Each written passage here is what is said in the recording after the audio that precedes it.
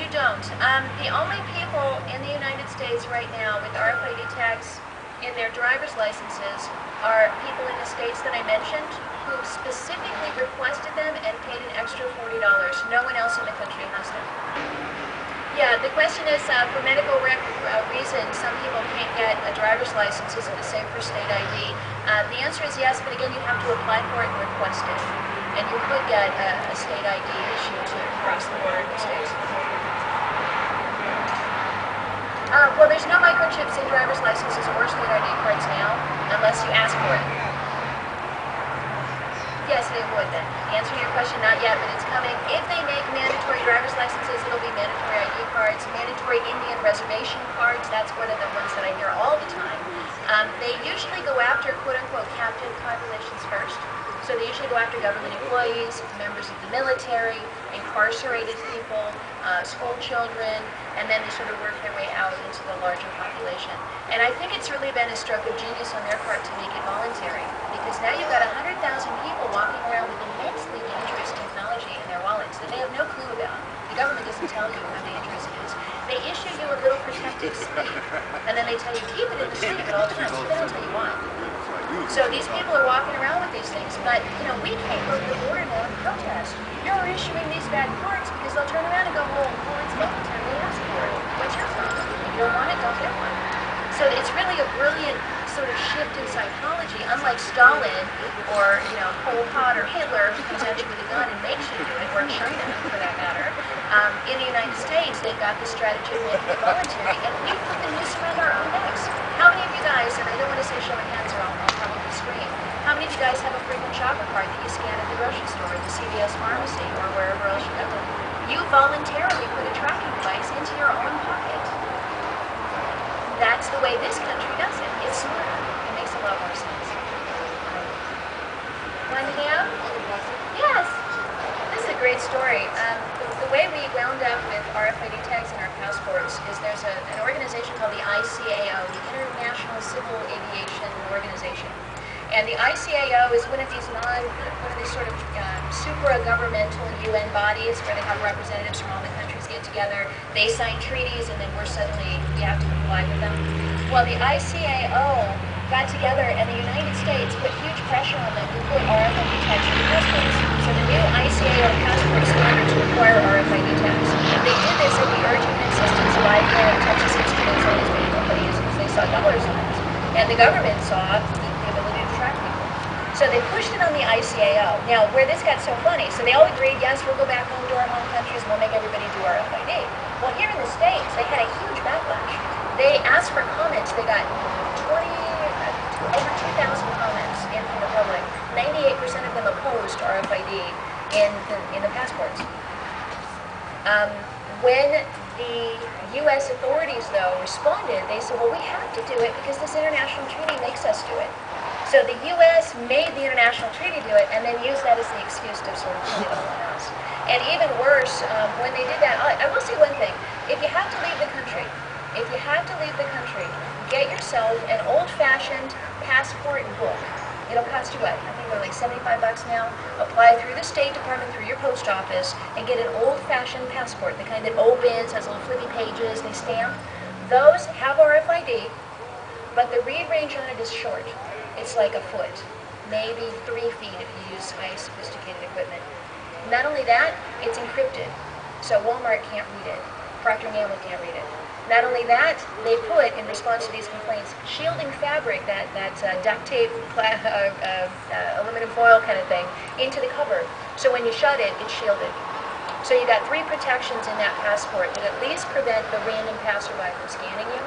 What you don't want to get, and avoid at all costs, and I would avoid literally at the cost of not traveling, what you don't want to get is an e-passport. That's a card, looks like a driver's license. That's got a 30-foot read range. Walmart can read it, I can read it, criminals can read it, Big Brother can read it. You don't want an enhanced driver's license, which is even worse, because you're carrying that thing around with you, 30-foot read range. Yeah, the question was, what about food stamps? With a lot of people being unemployed now, a lot of people had to go to food stamps. That's actually one of the first places that they started doing this sort of medical monitoring of your food. Food stamps now, they're not little stamps that you tear off and hand in. They're generally a card. It's a plastic card that you scan. And when you scan it, they make a record of everything you buy, and they're doing nutritional studies of how people are using their food stamp money and seeing if it's nutritious. So they're definitely doing things for that. Speaking of unemployment, there's one other real big concern that I have, and that's about this new employment verification database that they want to make mandatory. Yet another way to institute the mark of the beast, because unless you have your national ID card, your RFID tag driver's license, you won't be able to get a job. They're going to require it at the job application. And if you hire someone even to mow your lawn or even to wash your dishes and you don't obtain that number and run it through a federal database, then you are subject to huge fines and even having your business shut down. So yet another way that you wind up with a number being required to go to the doctor, to get a job. There are places in the country now where you can't rent an apartment legally by law without proving your United States citizenship status. And the only way you can do that in the future is going to be with that card. So you're going to have it. Yes? How do we halt the development of this RFID? I'll tell you that on the commercial side, the American Apparels and the Walmarts are very, very sensitive to public opinion. So any kind of protest event, no matter how small, we got them to stop RFID tagging in the biggest grocery chain in England by one man and a baby in a stroller standing outside with a sign. That's all it took to stop that, because they were so, oh my gosh, the public's opposing us. And then all the journalists were able to say there were protests outside the store, even though it was one guy and a baby. So protests are hugely, hugely effective. Boycotts are immensely effective. Websites where you pick a company and you just go after them, immensely effective. We've won every battle we fought on that front.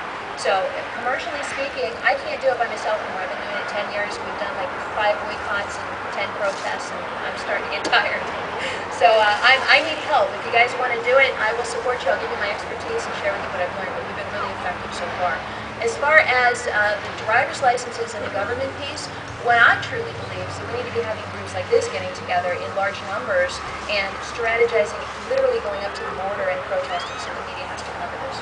Because once the American people hear about this, they hate it. You know, back, I told you I crashed some meetings at the Auto ID Center way back when I first discovered this was happening. You can read about it in the book. But back at that time, they did some research. We got a hold of some confidential documents, which I posted on my website. You can read them. They're all marked confidential, but they accidentally left them on our website where we can find them. And one of the things in there was research that Procter & Gamble did when they developed this Spychip. They were concerned that people wouldn't like it. So they went around the world and they interviewed people in France and Japan and America and all over the world, and they described the technology neutral. You know, there's a microchip, and we can put it in your products, and you can walk through the door at Walmart, and it'll just ring up your purchases. And when you have things in the refrigerator and you throw out the milk, it'll know that you need more milk, and it will send a note to your grocery store telling them to remind you to buy milk. And people were like, I don't want that. So they found, and I love this number, and I love to quote this number to reassure people, 78% of the public worldwide hated RFID when they described it. 78% of the public. I don't think you could get 78% of the public to hate, I don't know, rainy weather or dog poop. That's a huge number. You don't get majorities like that generally in life. That's an enormous number. If you could take 78% of the public and let them know what this means and what's happening, almost universally they oppose it. And you could get probably those 100,000 people in those border states to tear up their cards and send it back. But the problem is, I'm all alone. I'm doing this by myself. I'm unfunded. I'm a volunteer. And I'd love to fly out to Washington. I'd love to fly out to Michigan. I'd love to get out there on the streets and tell these people, hey, do you know what's in your driver's license? But there's a book. You can inform yourself. And anybody who wants to become an activist on this, I will be your mentor. I'll tell you what to do. All right. The question is about NACE, the National Animal Identification System. This is a horrifying plan that definitely affects people in Montana. It's the plan by the U.S. Department of Agriculture to work through the states to require that all farm animals have to be numbered and registered in the federal database. So what it will create is, I think more importantly, a list of where all the food is. If they know where all the cows and the pigs and the chickens are, and you have to report to them when they're born, when they're slaughtered, where they live. They have satellite photographs of all of this rural property where they mark on the satellite where they live, where their food is stored, et cetera, et cetera. You have, in some states, just 24 hours to report to them through an online system when an animal is born, and if you fail to do that, you can be subjected to a fine of up to $1,000 a day per violation. So if you decide to go off the grid, and you're going to have your chickens, and you don't tell the government, you could literally lose your farm.